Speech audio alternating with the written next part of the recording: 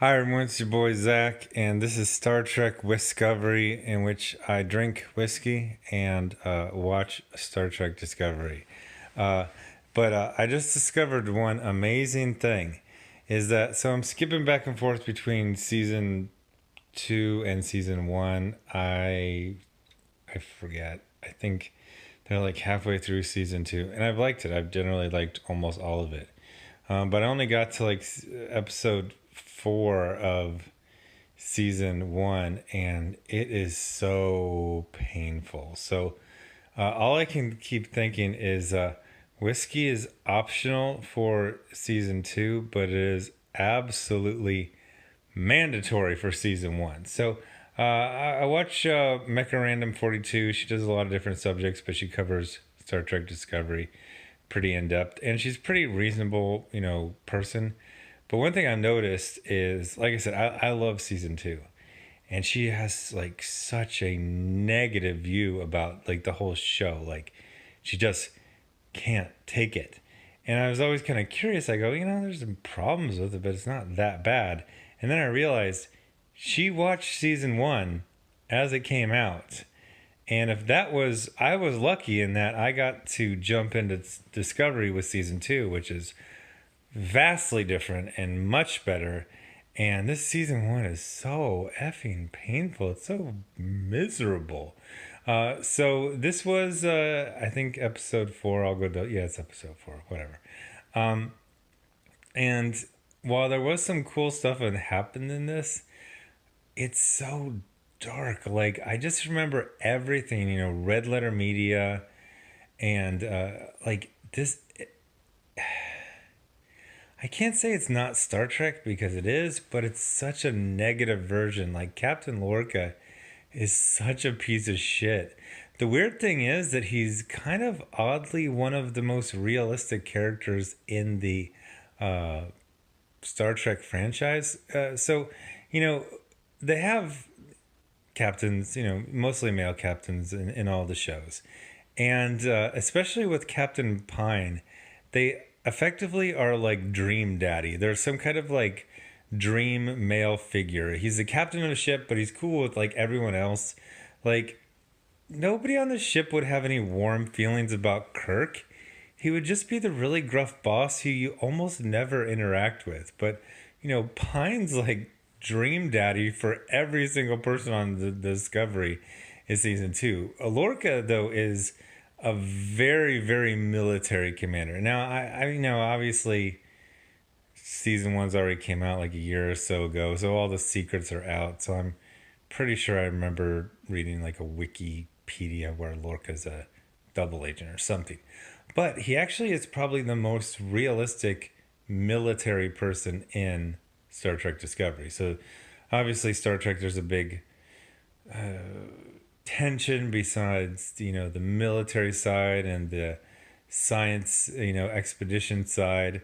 And, as everyone says, if you're a science expedition, why does everyone have guns and why do you have all these giant weapons? Like Greenpeace, or not Greenpeace, like Jacques Cousteau's, whatever his ship was called, it didn't have like Exocet missiles launchers on the deck. Like it was, they had harpoon guns and that was it. But anyway, since I like season two much more, I was gonna do like every week do like one episode of season one episode of season two, but I just don't like season one very much, so I've kind of been avoiding it a little bit. So I haven't watched an episode of season one in a couple weeks. But anyway, it's the Klingon Wars just starting, and they had the big war where Giorgio and the Shenzhou were kind of destroyed. Giorgio was killed, and the Shenzhou was crippled. One thing that I don't remember is that I guess all the Klingon ships were crippled too, so they're kind of stuck in that zone at the battle. You'd think the Enterprise or the Starfleet would have sent like a bunch of ships to go check on things. So, uh, you know, uh, Burnham spent 6 months in jail, and then she kind of got onto the crew. I like how she actually mentioned. So at the beginning of the episode, you're seeing some like cool thing, and you think maybe it's like a planet forming, and it's just the replicator forming up a Starfleet uniform, but it's a Starfleet uniform with no rank on it. Like they literally say, Starfleet uniform, rank 0. And so Burnham is kind of proud to be back in uniform because she was given a life sentence for her mutiny, but she has like a rank below the lowest rank. This actually kind of exists in the real world. So I was in the Marines active duty for 4 years, and then I went into the Army National Guard, and then I had to do some paperwork because I wanted to go into the regular Army, and it's not as easy as you would think it was. So then when I went into the Army, I got sent to a receiving station, which is basically where they process you onto active duty. And the receiving station was kind of co-located with a boot camp, which was weird because I was a sergeant. I had, a combat experience in Iraq, and yet I was at boot camp, and it was a bunch of us all like prior service coming back into. So we got put into the receiving station, and we wore our rank, but we were in this weird status where we got paid for our rank, but it hadn't, I don't know, I forget the term. Like it hadn't gelled yet. We were kind of weirdly recruits for a couple weeks until they decided what base we were going to, and then we got sent. And once we left that receiving station, we became, quote, like real soldiers again.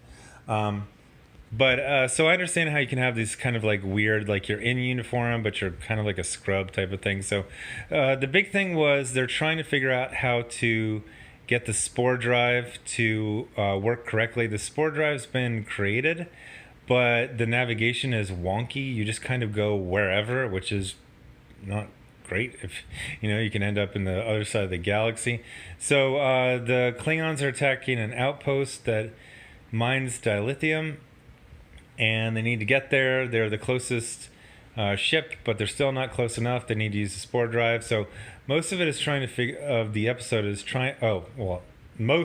Much of the episode is trying to figure out how to get the spore drive. They're working with this tardigrade monster and Stamets and Lorca and this girl whose name I forgot, who was on security, who dies really stupidly. But the other thing, and then I understand why people like Mecha Random 42 have like Star Trek Discovery PTSD, because you have these scenes with the Klingons that don't look like Klingons. And this episode was 50 minutes. The episode of Star Trek Discovery from season 2 I just watched was 40 minutes. And it was very brisk, but it was very entertaining. There's like 5 or 6 scenes of the Klingons, and they talk so slow. And the camera is just like a flat medium shot. And every single scene with them just drags on forever. And they've got like tons of makeup. They can barely speak. They got these uniforms that are so ornamented they can barely move. They're basically in giant body casts talking, and their Klingons are like, I challenge you, I challenge you. It's like, dude, you can barely move. You can barely move your face. Your entire abdomen is like encased in this weird thing that makes you look like a basilisk or something. Like, what the hell is going on? That being said, the Burnham we are encountering in season 1 episode 4 is pretty similar to the season 2 one. I know one of the things that people who watch season 2 is they find her very off-putting because she's very arrogant. I haven't really seen that. She was arrogant in like the first couple issues, but the 6 months in the brig really seemed to have humbled her, and she's just trying to figure things out and prove herself. It's pretty cool and entertaining. I like it a lot. That being said, I so much prefer season 2 with a good captain, and they have the lights on full. There's this weird thing about Lorca where his eyes were damaged, so they have to keep the lights low, which would seem to make him unfit for command, but they just turned on the lights so that freaking Star Trek Discovery bridge looks like a nightclub. And yeah, I just don't like Lorca. I don't like how miserable he makes everyone. I kind of like Stamets because Stamets has some like balls, like he stands up to Lorca a lot. And Lorca seems to have a thing where if you stand up to him, he kind of just lets it go. Like, I guess he's just kind of just trying to push you to see how far he can get. But Stamets is like the Spore Drive guy, and he keeps kind of arguing about it. So they get the Spore Drive to work using tardigrade, but the tardigrade isn't in season 2, so obviously they figure out how to work it without the tardigrade. But overall, it was not excruciating. It just wasn't fun. It's not a fun show as season 1, and I was really sipping that whiskey just to get through it. So anyway, tell me what you think about this video. Tell me what you think about Star Trek Discovery season 1. Yeah, I mean, like I said, I googled stuff. I kind of know where it's all. I know what's happening with Vok, Ash Tyler. I kind of know what's happening with Lorca. I kind of know what's happening with Giorgio from the Mirror Universe. I mean, I'm gonna finish it, but it feels like season 1 of Star Trek Discovery is kind of a chore, and season 2 is where it gets pretty good. But if you had to suffer through season 1, you probably have STD PTSD. So anyway, thanks for watching, and I don't know.